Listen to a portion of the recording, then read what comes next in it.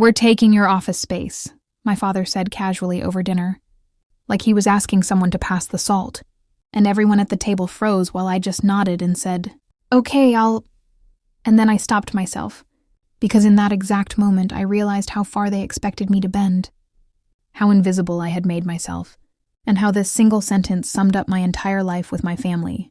I'm still not sure if what I did afterward makes me heartless or finally brave. So tell me honestly, was I wrong for the way I handled this? Or would you have done the same thing in my place? That dinner happened on a random Tuesday, the kind of night that's supposed to feel normal. Same table I'd eaten at since I was a kid. Same clinking of plates, same low hum of the ceiling fan. My mother was talking about a cousin's wedding. My younger brother was scrolling on his phone, and my father sat at the head of the table like he always did, relaxed, confident, unquestioned.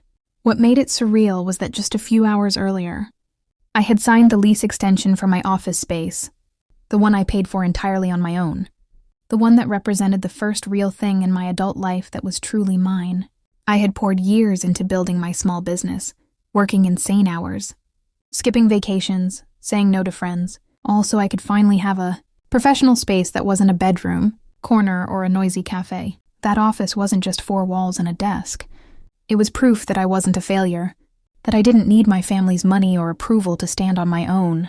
And yet, over dinner, my father decided it belonged to him now. To understand why that moment hit me so hard, you need to know what growing up in my family was like. From the outside, we looked perfect. Respectable, well-off, polite. My father ran a successful business and everyone in our community admired him. My mother played the role of the supportive wife flawlessly. My brother was the golden child, charismatic, athletic, the one everyone bragged about. And then there was me, the responsible one, the quiet one, the one who never caused trouble, and therefore never seemed to matter. From a young age, I learned that love in my family was conditional. You earned it by being useful, by not arguing, by not asking for too much. Whenever my father needed help with paperwork, errands, or late-night problem-solving, I was the one he called. Whenever my brother messed up, I was expected to smooth things over, to be understanding, to sacrifice. I told myself that this was just how families worked, that one day they'd see how much I gave and finally appreciate me. When I decided to start my own business, my family wasn't thrilled. My father wanted me to work for him. He framed it as an opportunity, a privilege, but what it really meant was control. I'd be under his roof, on his payroll, following his rules. I said no for the first time in my life, and that single word caused months of tension. My father warned me I'd fail. My mother worried aloud about what people would say. My brother joked that I'd come crawling back. I smiled through all of it and worked harder than I ever had. There were nights I slept on the floor next to my laptop. There were weeks I lived on instant noodles. I doubted myself constantly, but I kept going. And slowly, things started to work. Clients came in. My income stabilized. I saved enough to rent that office space. When I signed the lease, I sat alone in the empty room and cried, because it felt like crossing a finish line no one else even knew existed. At first, I didn't tell my family much about it. I'd learned that sharing my successes only invited criticism or appropriation. But eventually, my mother visited the office once and told my father. That's when things shifted. Suddenly, he was asking more questions. How big was the space? What was the rent? Was it in a good area? I answered vaguely, already sensing where this was going. A few weeks later, he mentioned that his business was expanding and that he might need additional office space temporarily. I said something non-committal and changed the subject. I genuinely didn't think he'd push it. That was my mistake. So there we were at dinner, and he dropped the bomb. "We're taking your office space," he said, as if it was already decided. He explained that his company needed it more, that it made sense for the family, that I could just work from home again. He didn't ask. He didn't consider my feelings. He just assumed compliance, because that's what I'd always given him. Everyone waited for my response. My mother looked relieved, like this solved some problem she hadn't wanted to confront. My brother smirked, already imagining himself using the space when he visited. And me, I nodded. Years of conditioning kicked in automatically. "Okay," I said, my voice steady even though my chest felt tight. I stopped mid-sentence because something inside me finally snapped. That night I barely slept. I replayed the dinner over and over in my head. The casual entitlement, the lack of respect, the way my accomplishments were treated as communal property, the moment they became valuable. For the first time I allowed myself to feel angry, Not guilty, not ashamed, just angry. By morning, that anger had hardened into clarity. I realized that if I gave in this time, I'd be giving in forever. There would always be another demand, another justification, another reason why my needs came last. So I made a decision that terrified me. I didn't confront my father right away. Instead, I quietly protected myself. I reviewed my lease, confirmed my rights, and spoke to the landlord about security and access. I moved important documents out of the office and into a secure location. Then I waited. A few days later, my father called and told me to hand over the keys. He said it like he was reminding me to take out the trash. I took a deep breath and told him no. There was a long silence on the other end of the line. He laughed at first, thinking I was joking. When he realized I wasn't, his tone changed. He accused me of being ungrateful, selfish, disrespectful. He reminded me of everything he'd done for me growing up.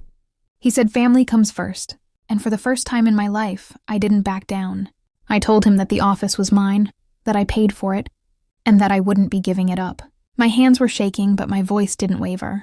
The fallout was immediate. My mother called, crying, saying I was tearing the family apart. My brother sent sarcastic messages about how money had changed me. Relatives started weighing in, most of them hearing a heavily edited version of events where I was the villain. Family dinners became tense or stopped altogether. I felt isolated and sick with guilt, even though a part of me knew I was right.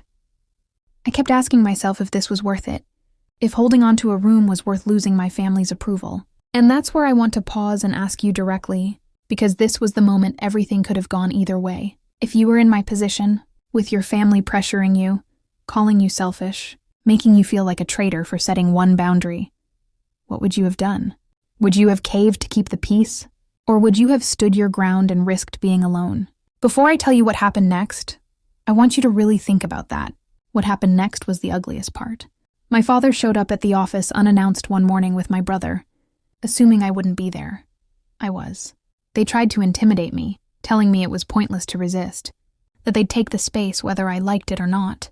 When I calmly told them they were trespassing and that I'd call the landlord and, if necessary, the authorities, my father looked at me like he didn't recognize me. Maybe he didn't.